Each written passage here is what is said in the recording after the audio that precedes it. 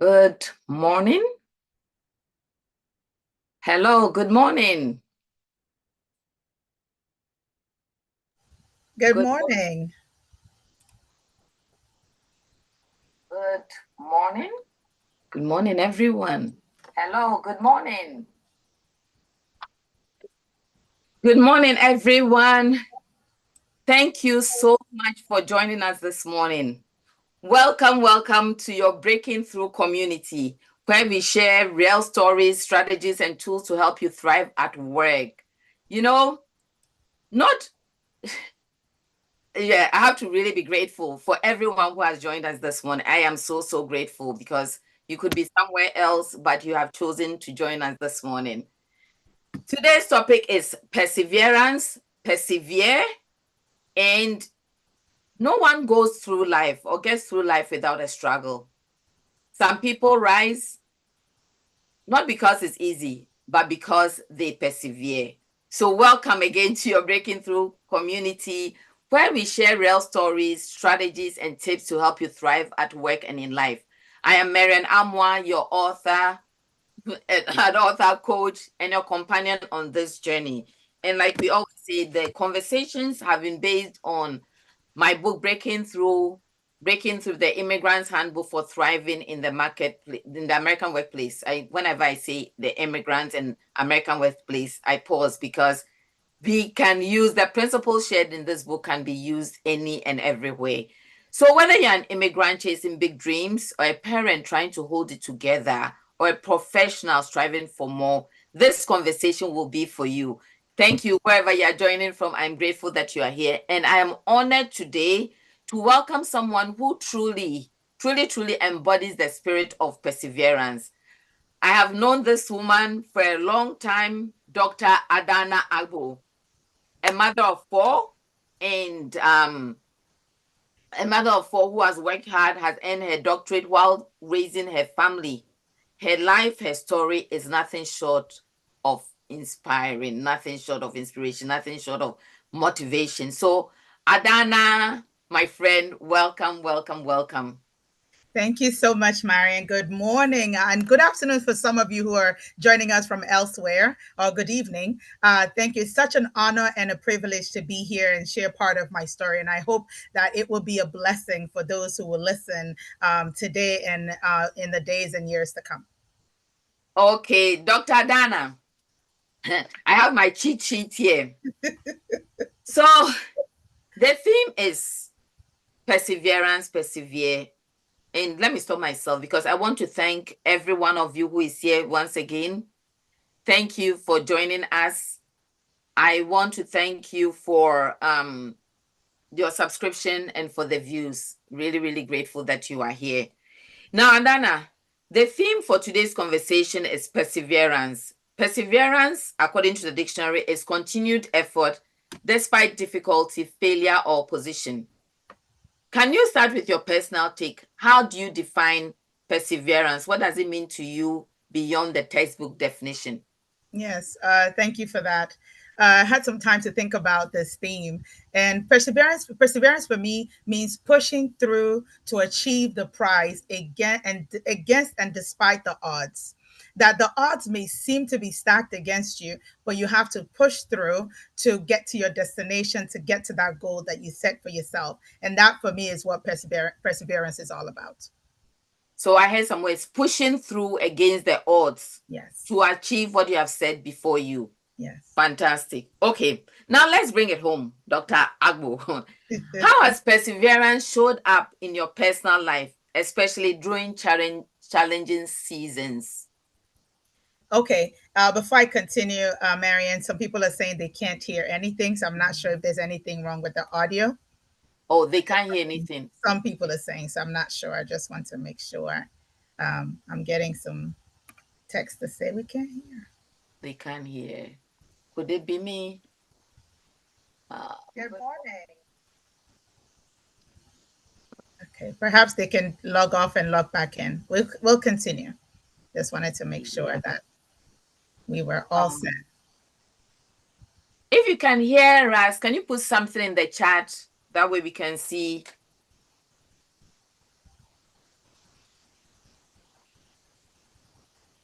I need my helpers to. That is technology for you. Can you hear me? Okay, it's not from you. Okay, so I'm told that they can hear us. Thank you very Okay. much Thank you so much. So for for whoever letting can't us hear, know. if you can drop Yes, off and drop back in. Thank you. yes. Audio is fine. Technology, sure. I was like, thank you very much. Yes, and thank you for those putting in the comments. Very, very good. Um, Dr. Adanna, like we said, nobody goes through life without challenges. Nobody goes through life without struggles. It depends on how you see the struggles and what you do with the struggles. Now you have defined persevere as pushing through against all odds, right? Very good. Can you bring it home? How has perseverance showed up in your personal life, especially during challenging situations? Thank you. So I'll give a quick summary of my doctorate journey to explain what how I persevered. So I will start, but with the backstory, as my children talk about anime. Animes have a lot of backstory. Is that my father got his doctorate, his PhD, at the age of 35, around that age, and so I put him as my competition of a person to beat. So I had set for myself a goal that I will get my doctorate as well at 35. Just for those who are wondering, no, I did not get my doctorate at 35. My father still holds that record, and God rest his soul as he had passed away. But that being said, I set a goal for myself. So what happened in my personal life is that I got married, and real quickly, I am a nurse. And while I was in nursing school, the plan for me as an immigrant child was medical school, and nursing was a backup degree. I don't know how many of you that resonates with. Nursing was my backup degree, but I got into nursing and loved it. So when I decided I would be a nurse, I knew that I needed to still get to that goal of a doctorate degree.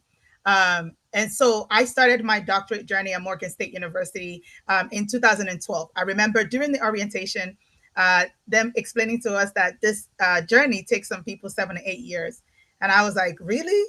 Why are people in here that long, right? Didn't know it would be me. So I just want to let you know, never say never. And so I started my journey. At the time, I had 4 children already, and but I was in a rocky marriage. So imagine going to school full time at some point, raising 4 kids, and navigating that marital issue, as well as actually having other jobs in addition. And so for me, perseverance showed up in my personal life in that journey because through all of that, through from 2012 to 2020, when I defended my dissertation and graduated, by that time I had gotten a divorce. So got through separation, got through all of that. Still was going to school. I traveled to Nigeria for my Fulbright scholarship. Still was going to school. Still was doing courses.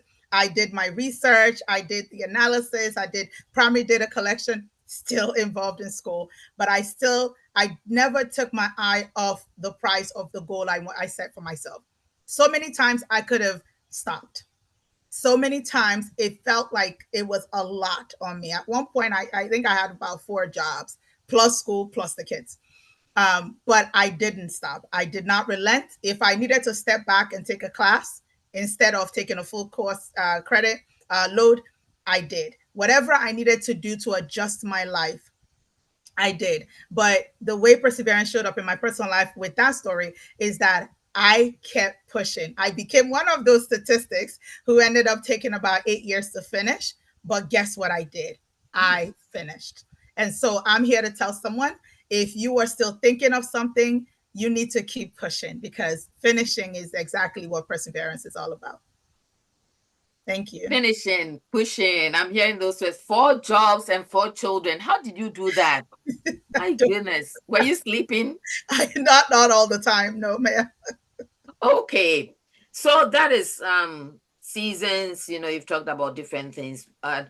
Let's also talk about perseverance at work, right? Because there are some here who are dealing with work, dealing with children, dealing with all kinds of issues. So talk to us a little bit about pushing through against the odd. How does perseverance continue to show up for you now, and how has it shown up for you in the past?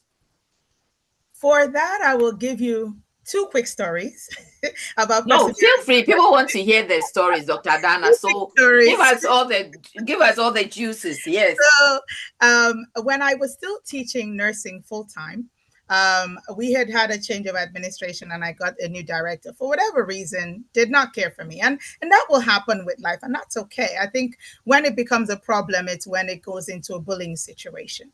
And so I knew that I was being treated differently. I felt it, and it was very evident in some of the things that happened. For example, I was the only other assistant professor in the entire department, but I was relegated to doing clinical. So for some of you who are nurses, who are nurse educators, you understand what that means. I am the one. I am, besides the director, I was the only other assistant professor, but all I was teaching was clinical classes, because they just needed me to feel some pain. I say that because prior to this, I had developed the course, community health course. That was my specialty. I coordinated the course. I did all of that work, but I was removed from that. So one day, my colleague who was teaching that class invited me to teach. And by the time I was done teaching the students, they were like, "Why are you not teaching us this course?" I said, I don't know. So I kind of walked away from that. But what happened in that moment when I was going through a lot of those challenges? I mean, these are challenges such as, I would use my day off. We had scholarship days to kind of do another course or another work somewhere, and just last minute that my course schedule would change, so that I would have to give up whatever I was doing, whatever scholarship, whatever was service, whatever else I was doing. I would have to disappoint those people because they were just doing different things to make sure that I felt some pain. Initially, I complained. Initially, for those of you that know me, Mary knows me, I am vocal. So I was complaining to whoever needed to say, "This is not right. I am for the oppressed. This is not right. I am being disenfranchised. I'm speaking English." And at some point, I realized that was not working. So I got to my knees, which is what I should have done the first time. And for those that know me, know I'm a woman of faith. And I prayed, and God said, "Well, are you ready? I have a strategy for you." And God gave me a strategy. He said, "You're going to be happy. You're going to be pleasant. You're going to be good in this moment." So I remember that summer I would go to work and I would play Travis Green. And I would just be joyful even in that moment. No matter what I was going through, I poured into my students. I served the people there. And that being said, not long after that, I got another position, which was $20,000 more than what I made anyway. So perseverance was, for that situation, was getting through that moment, no matter what was being done to me. And it was being done to me. I was not paranoid. It was clear evidence. Because when I left, people were like, it's happening to me. And I'm like, well, I said it. It was being done, and it was being done intentionally. But perseverance meant being who I was called to be in that moment, and still doing my best, even in that tough circumstance. So the second situation was, I had gotten a new job. What My initial boss left, and another boss came eventually. And again, for some reason, I don't know what it is. And she just, even, I wasn't her type of person. And that's okay. But professionally, for me, no matter what happens, I would still hold you in regards in a professional setting. But some people don't know how to do that. So I felt that as well. But, initially, again, I complained. And I remember one day the Holy Spirit said, "Haven't you learned? This is Mm, not how you handle this." mm, I was like, that's what it is, perseverance.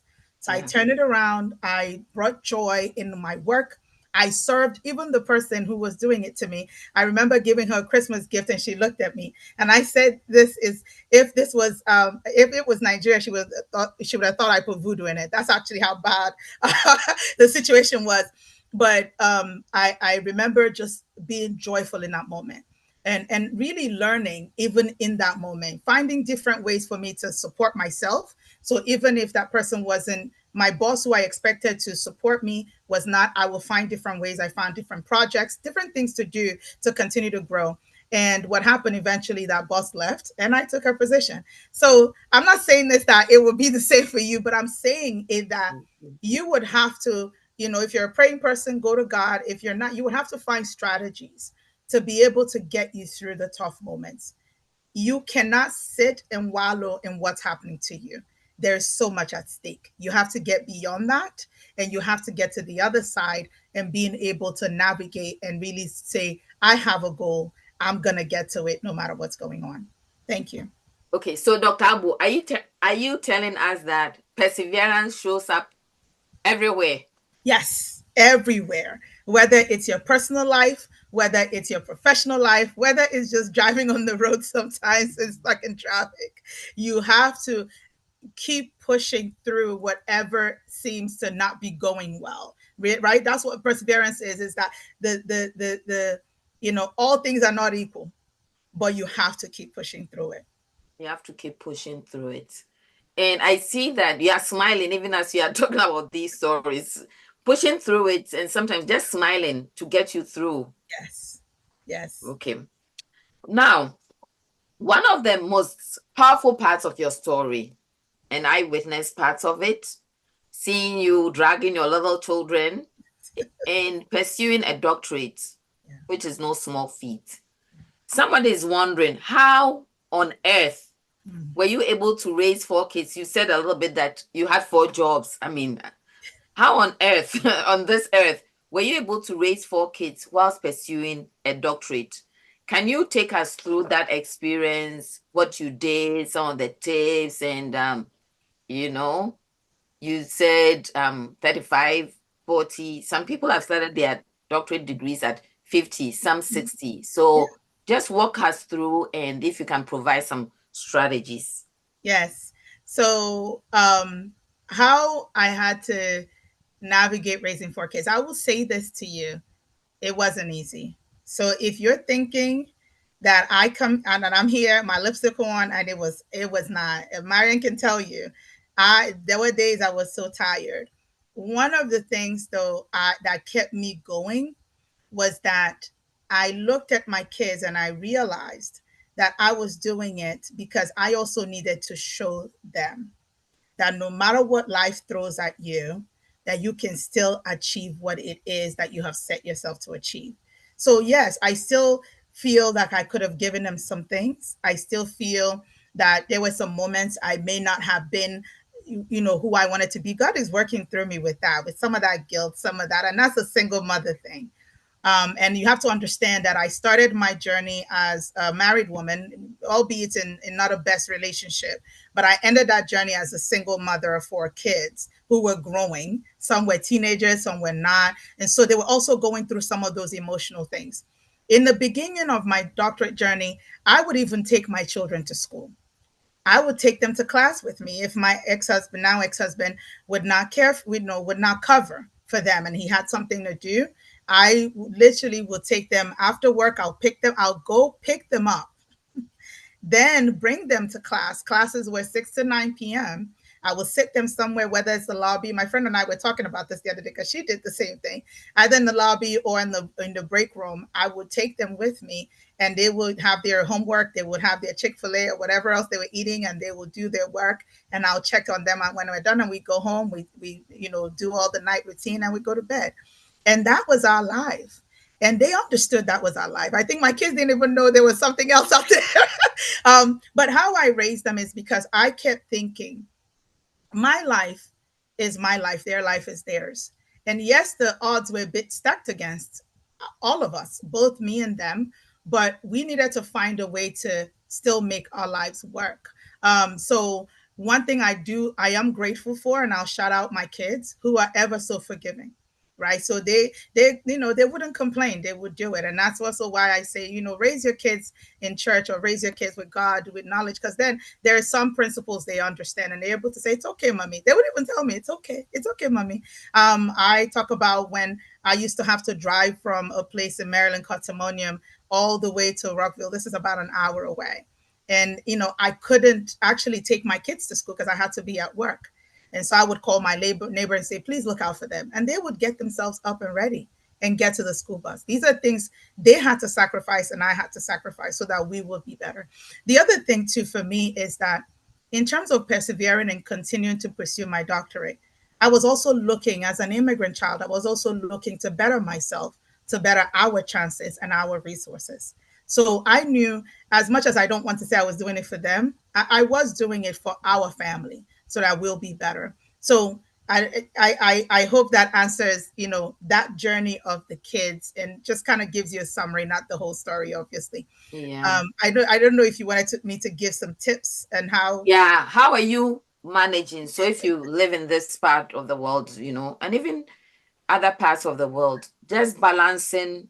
So you now have school, you have work, you have 4 kids who also have school, who are extracurricular activity. Yes, So yes, speak to that person who, yes.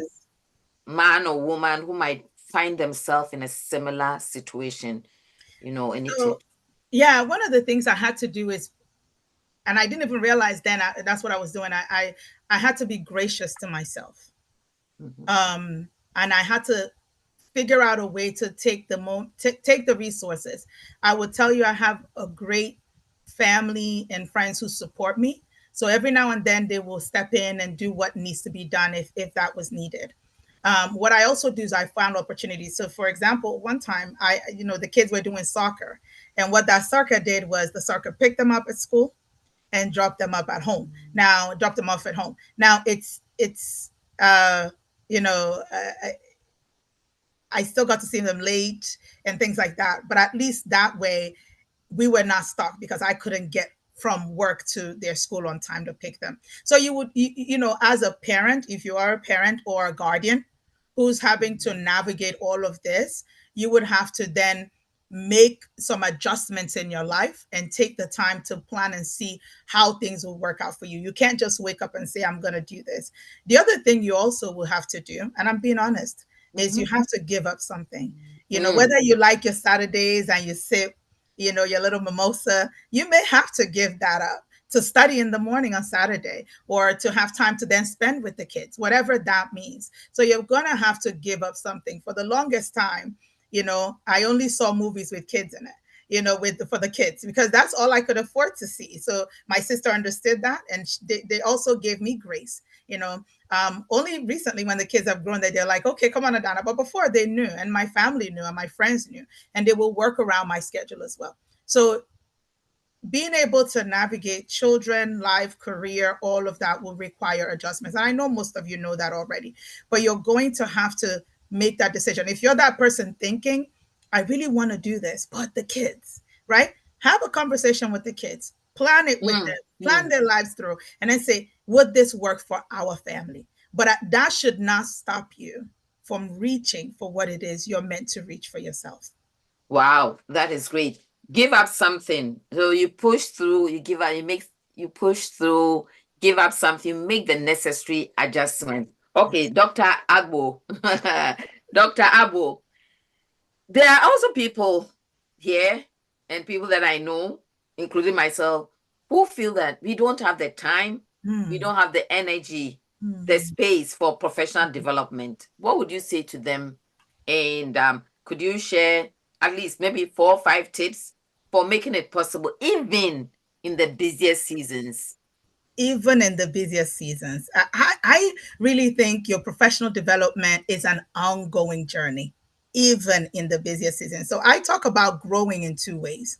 I talk about growing vertically, which is you're growing to get a promotion to the next career ladder, or you're growing to, from a generalist position or specialist position to a leader position, or you're growing horizontally, which is you're growing in place. You're mastering your skills, or you're even mastering other skills, adjacent skills, or you're learning. So, one of the things I want to say is Go that ahead. your professional development is what you owe yourself.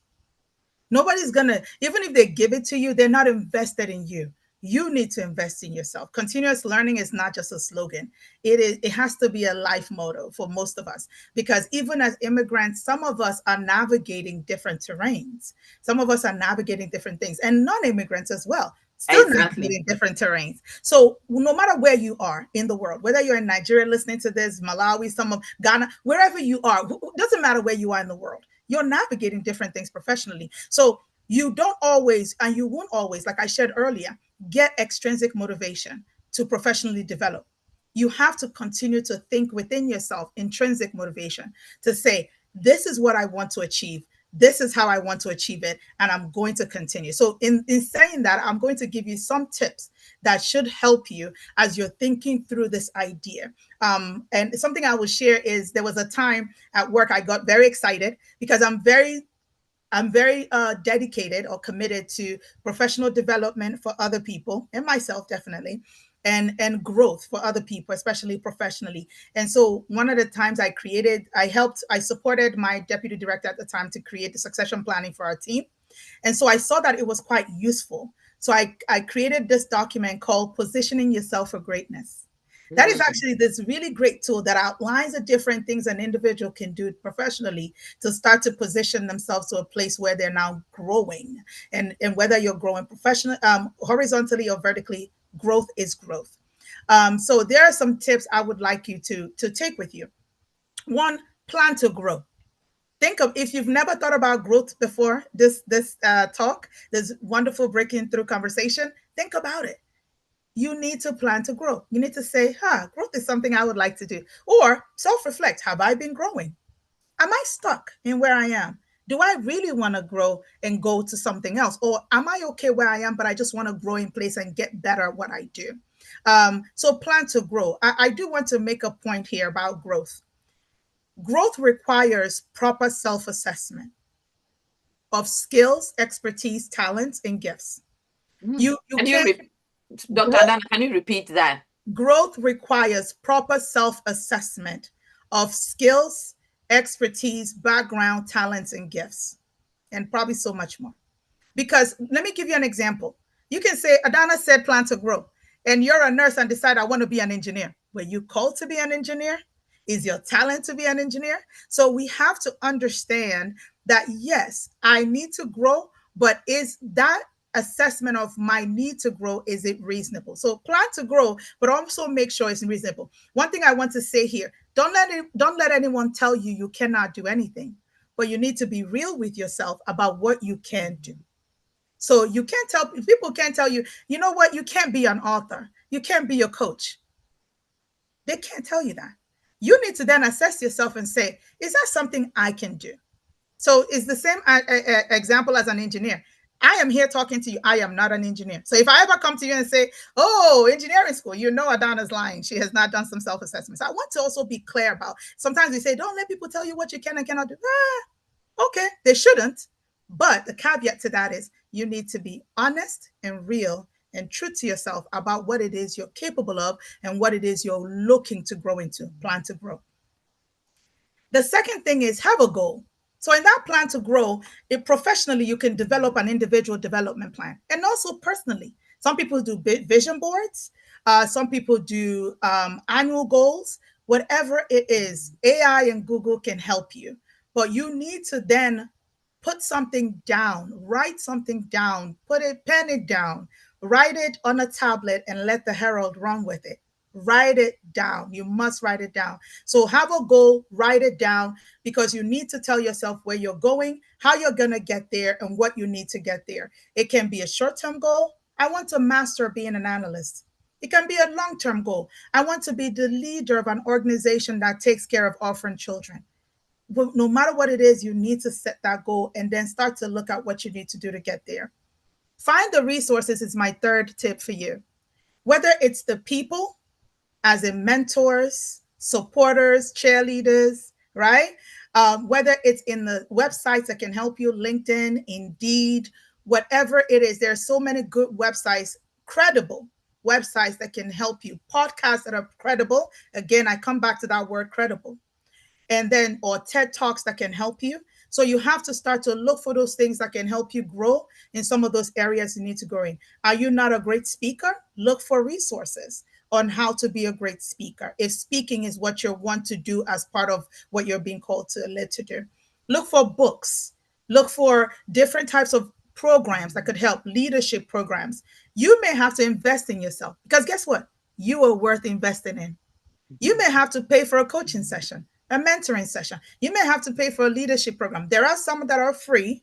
I was lucky enough to attend the University of Maryland Nursing Leadership Program. It was free. I applied, I got in. So you may have to look for something like that in your field and see how you can get into that. And those type of programs will help you to Start to see who you are and start to grow. Fourth one, do it. One of the things I've been doing recently, one of my newest things I do is helping people to go from idea conception to action. You have to move from the place where you've been thinking about this for years, you've been nursing this idea for years, you've been, you know, dreaming about it for years, fantasizing about it for years. Take one step before the other and do something. You're going to have to do it for it to come true. You're going to have to take that class for you to start that program. You're going to have to register. You're going to have to research. Do it. So not only are you going to plan it, not only are you going to conceptualize it, not only are you going to find the resources that will help you to achieve it, you're going to actually do it. And the last one for me is one of my most important ones. But for me as a woman of faith is pray. And whatever your religion is, pray, commit it. Commit it. I committed to God. I let him establish. I let him take me through, and I get to reflect back and say, look how far you've brought me. So thank you. Whoa, whoa, whoa. I don't know, you're coming back. So plan, these are the 5 tips. This can be a resource that we can share on our platform. Plan, have a goal, find the resources, do it. Do it. That reminds me, is it Nike? Just Nike, do it. just do it. And pray. Listen, we will put together this as a resource. Please do check our platform. We have the community posts that you will see materials there. And I'm going to ask you, Dr. Adanna, Dr. Agbo, to speak a little bit about some of the things you are also doing. But before we get there, you said if it's AI that you want to learn to grow yourself, just do it. There are so many resources out there. Talking about that, in September, we will have an AI, and I'm saying guru, come here to share with us, Dr. Jeannie. You can check her out, Dr. Jeannie Asante. She is great. She'll be joining us. She'll be joining us in September. And then next week, same time, we have Dr. Fleming joining us for imposter syndrome. Some of us are dealing with imposter syndrome, afraid to start, afraid to speak. Come join us. And then I believe that after that, on the 16th, we have Mark Friedman. If you've listened to, I believe, one of the sessions that I had on business, Mark Friedman is the one who developed results-based accountability. He is coming to join us. So these are a few things that are coming up. You don't want to miss us. So please, if you haven't subscribed to our channel, thank you for those who have subscribed. Those who haven't subscribed, please subscribe. Hit the notification button so that you get all the upcoming events. Dr. Agbo, before the last question, can you tell everyone what some of the things that you are doing?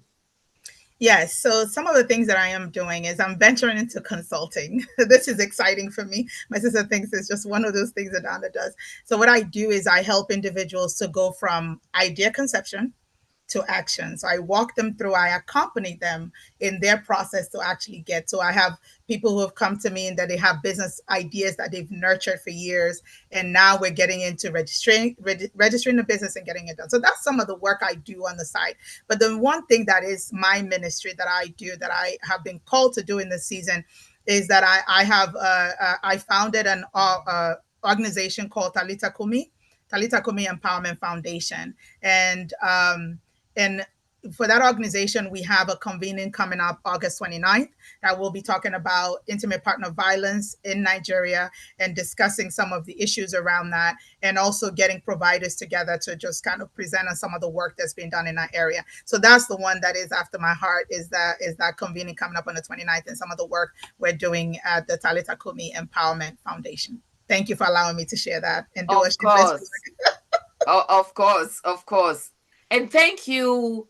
My other screen is so far. Thank you to everyone who has joined us. I think there's one question that I'm going to read. If you see me looking down here, pardon me, I'm looking at the question so that I can read it for you. There's one question that Dr. Adanna will answer. And if you have any questions, by all means, put them there. The question is, this means that sacrifice is very important. Sacrifice is very important. I would love to know how you were able to manage your relationships with others, since the sacrifice definitely took away your time with many people? That's a good one. That's Thank a good you. one. No, I appreciate that question. One thing I will shout out is my family. My sister, my friends are my rock. And they understood and they allowed me some of the time I needed. Now I'm available for the most part, sometimes, but they allowed me the time. And I reflect back on that and I see that they allowed me the time that I needed because they knew I was honestly overworked and trying to handle and juggle everything. Sacrifice looks like having a conversation, having an honest conversation with your family and be honest with them and honest with yourself. Don't overextend yourself and tell people, oh, I'll be there. I'll come to that baby shower. I'll come to that wedding. I'll come to this. I'll come.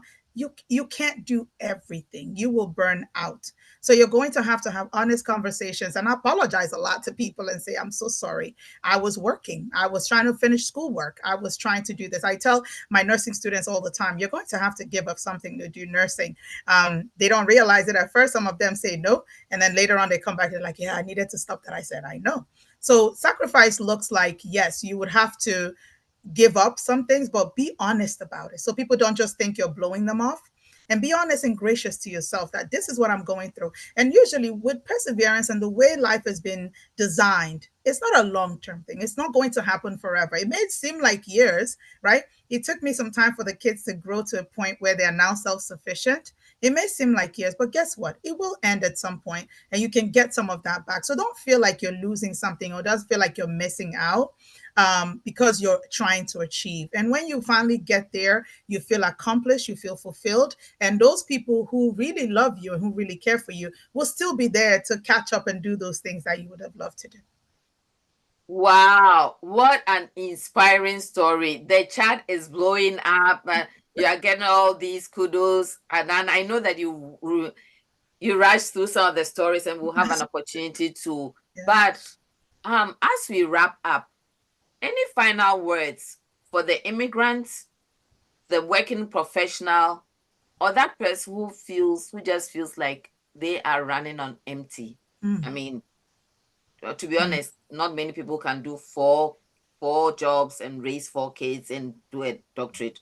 So 4 kids, doctorate, no excuses. But what hope or wisdom would you leave them with today? Okay. If you permit me, I'm not going to say this in one sentence. I Oh do, no, Adanna, you have a lot of time, please. I do want to say I am a big fan of Maslow's hierarchy of needs. I am a big fan of I am a big proponent of self-actualization. I feel like we have been called to this earth to do something and get somewhere. And self-actualization is that top of that Maslow's pyramid that you have done all you came to do. And so for that, I'll tell you, yes, in the moment you may feel empty, take a moment to fill up. That's actually one of the things I've been doing. I've been reaching out to people saying, you need a moment to fill up. You need a moment to take a time. So I'm learning that now. I honestly didn't know that before. But I'm learning now that it's important to take a moment. If you need resources, if you need to seek therapy for the things you've been through, the things you're trying to work through, do that. Do what you need to do to get yourself whole. You cannot pour from an empty cup, period. Even for your kids, even for your school, whatever it is you're trying to do, job, business, you cannot cut pour. I've lived it. I know it. I almost lost my mind. I told my boss at the time that it was happening to me. I said, this is the analogy I gave her. And I said that, I think she was like, Adanna. I said to her, I felt like there was a plate of pancakes and people kept putting more pancakes on it. And I'm trying to eat it, but more pancakes kept piling up. Mm. That's how I felt emotionally and mentally. I needed to stop. And so I did stop and I sought therapy and I took time and I rejuvenated and came back. So you're going to need to do that. You're going to also have to adjust some of the things you do. So you may say to yourself, well, I am burnt out this semester. Let me defer. Let me take one semester off and come back next semester. So find ways to make sure that you're giving your best at every given moment. But one thing I will say in terms of going back to the self-actualization is this idea, and I also like Erickson's stages of development. Here's the nurse in me, right? Yeah. Is the last stage in Erickson. It's where you're in your 80s or 90s, and it's a stage called integrity versus despair. And it Mm. talks about this individual who looks back, and I'm giving you an individual, but looks back and says, have I done everything I came to do?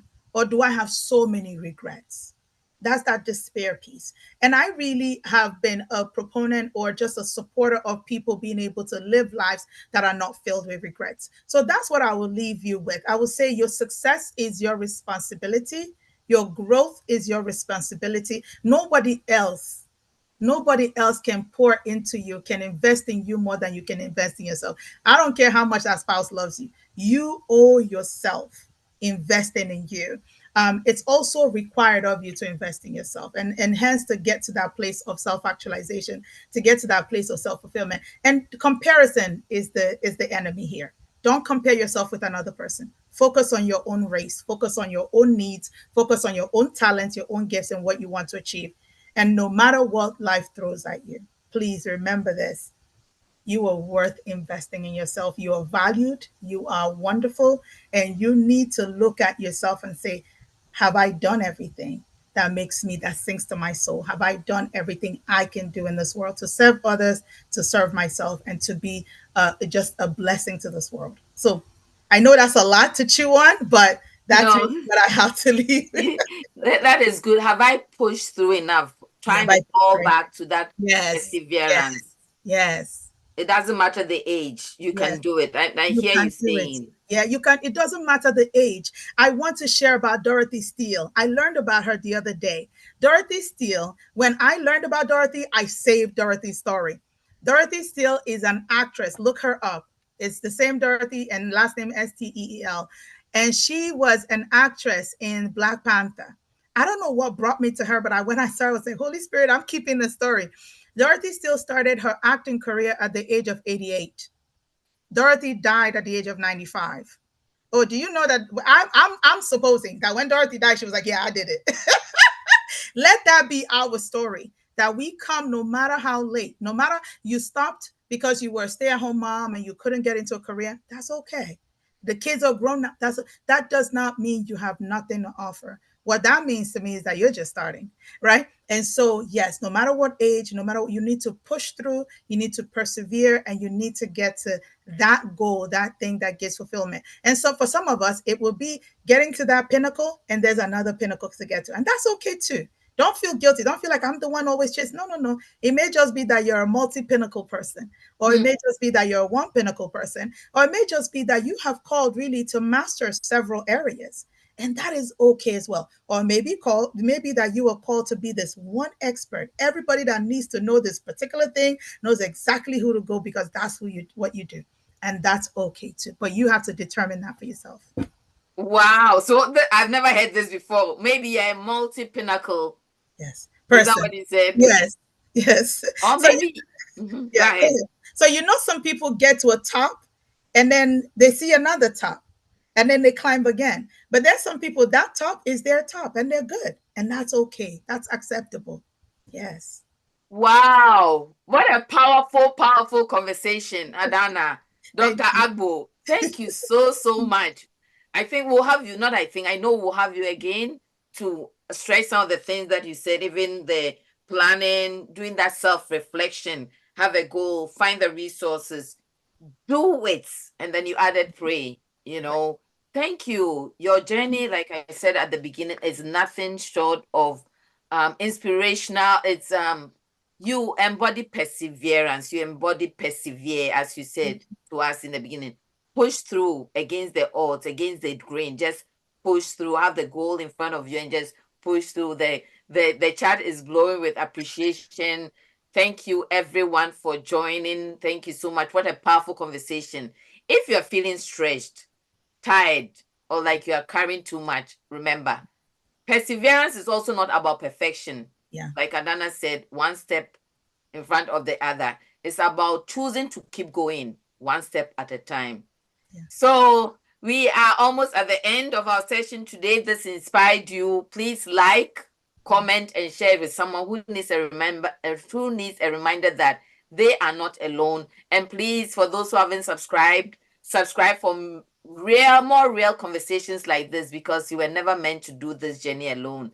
And if you are ready to take the next steps, we'll be putting out check out, the description. We will begin to put out some resources in our community post and on our platform. This is your Breaking Through community. Remember, next week we have Dr. Fleming here with us on imposter syndrome. It's time to break out, hold your voice, and start speaking, Yes. right? And we are all cheering on. Keep showing up, keep shining, keep breaking through. Thank you all so much for joining us today. Dr. Adanna Agbo, I cannot say thank you enough. Thank you. Thank you for sharing your story. Thank you. Thank you for Thank you. having me. It's been a pleasure. Thanks. Thank you, Marion. Okay. Bye.